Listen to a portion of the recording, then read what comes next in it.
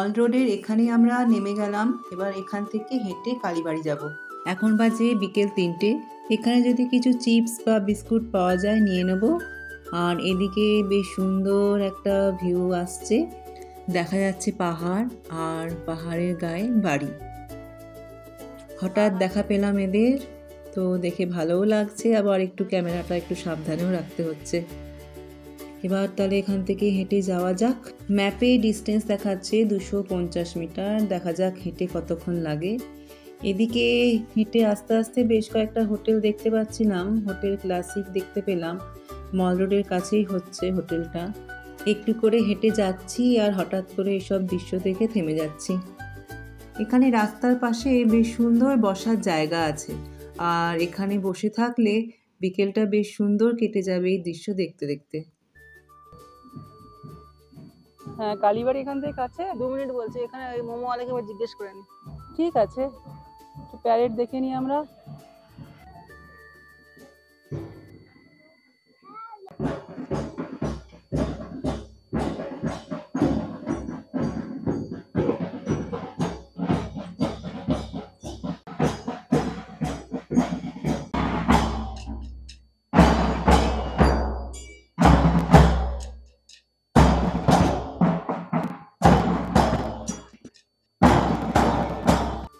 এই যে মল রোড দিয়ে হেঁটে হেঁটে আসছিলাম, এবারে এদিকে একটা সরু রাস্তা উঠে গেছে, সেদিক থেকে সোজা উঠে আসতে হবে, তাহলে যাওয়া যাবে কালীবাড়ি। আমরা সেই পথের দিকেই যাচ্ছি, উপরের দিকে উঠে গেলে পাওয়া যাবে কালীবাড়ি। যাওয়া যাক। রাস্তা অনেকটা উঁচু আছে, বয়স্কদের হয়তো আসতে একটু অসুবিধা হবে, কিন্তু আস্তে আস্তে হেঁটে গেলে ঠিক যাওয়া যাবে। পৌঁছে গেছি সিমলা কালীবাড়িতে। এটা স্থাপিত হয়েছিল 1823 সালে। এটাই হলো মেন গেট, এটা দিয়ে প্রবেশ করতে হবে।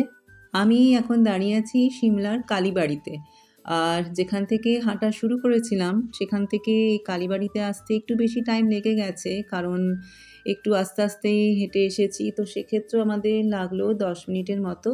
কাছেই আছে। আর এখানে মন্দিরে যেহেতু ভিডিও বা ফটো কিছুই নেওয়া যাবে না, তাই জন্য সেখানে আর ভিডিও নেওয়া হয়নি। এখানে প্রায় 1 ঘন্টার উপর আমাদের টাইম কাটানো হয়ে গেছে। ওই দিকটাতে একটা ক্যান্টিন আছে, দেখা যাক কি পাওয়া যায় ওখানে। এবারে আমরা যাচ্ছি রিজের দিকে। কালীবাড়ি এদিকে পড়েছিল কালীবাড়ি। কালীবাড়ি থেকে এই রাস্তা ধরে হেঁটে আমরা চলেছি রিজের দিকে। আমরা কালীবাড়িতে একটু চা আর চপ খেলাম। সিমলায় এসে চপ পাবো আশা করিনি। সন্ধে হয়ে চলেছে। হ্যাঁ, তুই চল দেখি কোন জায়গাটা কি আছে। এই হলো ব্যান্টনি কাসল।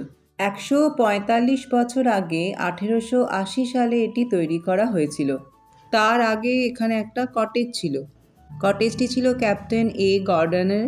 1880 সালে যখন এই কাসল তৈরি করা হয়, তখন এটি হয়ে যায় summer residence of Maharaja সারমর।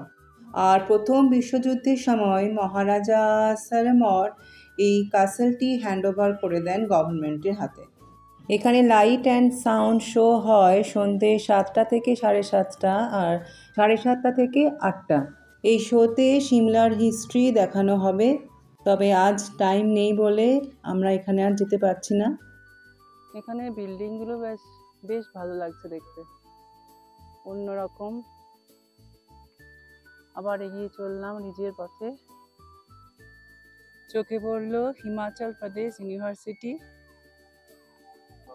Department of evening studies. সূর্যাস্ত হবার টাইম হয়েও গেছে।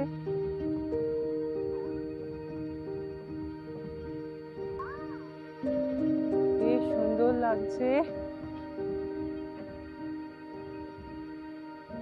সূর্যাস্ত টাইম।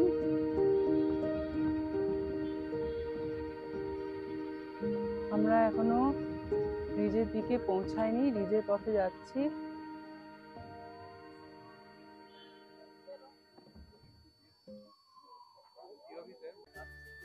এসে গেছি দ্য রিজে। সন্ধে হয়ে এসছে।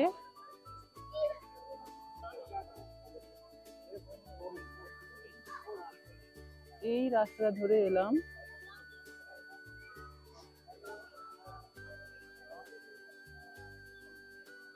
এবার উপরের দিকে যাচ্ছি।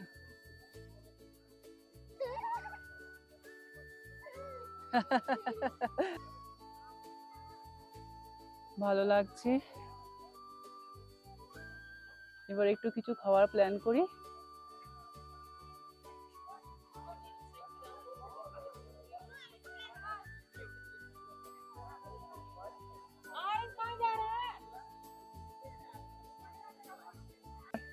এই রিজের কাছে আছে এই যে চার্চটা, এই চার্চের ওখানে যাব এখন। এই হলো এখন এখানকার পরিবেশ। আর এই হলো চার্চ।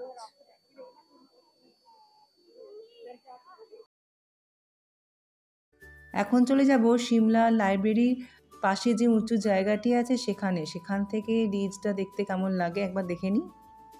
বাহ,